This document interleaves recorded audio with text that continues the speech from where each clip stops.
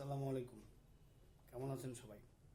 আজকে পিনাকি ভট্টাচার্যের একটা পোস্ট নিয়ে একটা ভিডিও নিয়ে কথা বলবো। পিনাকি ভট্টাচার্যের কাছে আগে মাপ চাই নিচ্ছি, কিছু মনে করবেন না। সমালোচনা সহ্য করার ক্ষমতা আপনার আছে, আমি জানি। তাই আপনার কাছে আমার বিনীত অনুরোধ, হুটহাট করে বিদ্রোহী হয়ে যাবেন না, বিপ্লবী হয়ে যাবেন না। আপনি আমাদের ইন্সপিরেশন।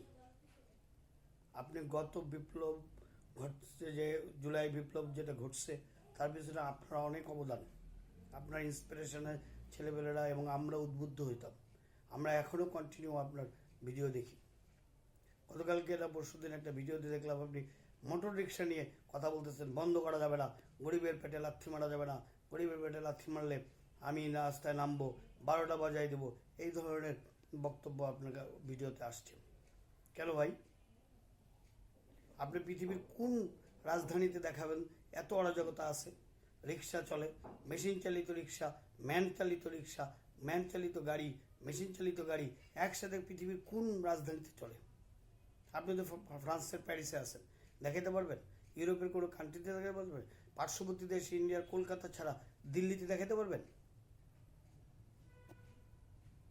এটা রাজধানী। রাজধানীতে যারা সার্ভাইভ করতে পারবে তারা টিকবে, যারা সার্ভাইভ করতে পারবে না তারা টিকবে না। রাজধানী সবার জন্য না। রাজধানী দিয়ে বাংলাদেশকে সবাই চেনে। রাজধানীর এত অরাজকতা থাকলে কেউ চিনবে না। আপনি যদি এদেরকে উস্কানি দেন তাহলে এদেরকে তো থামানো যাবে না। আপনি জানেন এরা কি করে? এরা মেন রাস্তায় উঠে চলে যায়, গাড়ির উপরে যাওয়া পড়ে, ফ্লাইওভারে উঠে, ফ্লাইওভারে গাড়ি চালায়, রিক্সা চালায়।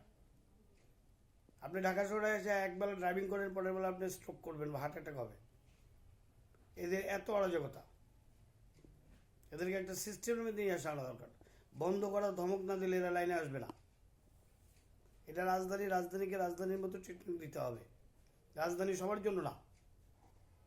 এমনিতে আমাদের 20 কোটি মানুষের দেশ, তার মধ্যে একটা ছোট্ট রাজধানী, তার মধ্যে লাখ লাখ রিক্সা যদি চলে, তার মধ্যে মোটর রিক্সা চলতেছে আজকে 3 মাস ধরে। আদরে বাদর হয়ে গেছে আমরা। আদর করতে করতে এরা বাদর হয়ে গেছে। বন্ধ করার পক্ষে আমিও না, কিন্তু একটা নিয়মের মধ্যে পক্ষে মেন রাস্তায় উঠবে না। আপনিও এই বিষয়ে ভিডিও দিবেন আশা করি, যে তোমরা মেন রাস্তায় উঠবে না, তোমরা সাব রোডে চলো, এলাকার ভিতরে চলো। আপনি জানেন এরা কত জোরে চালায়? অনেক ছেলে মেয়ের উপর দিয়ে গাড়ি চালাই দিছে, ব্রেক করতে পারে না।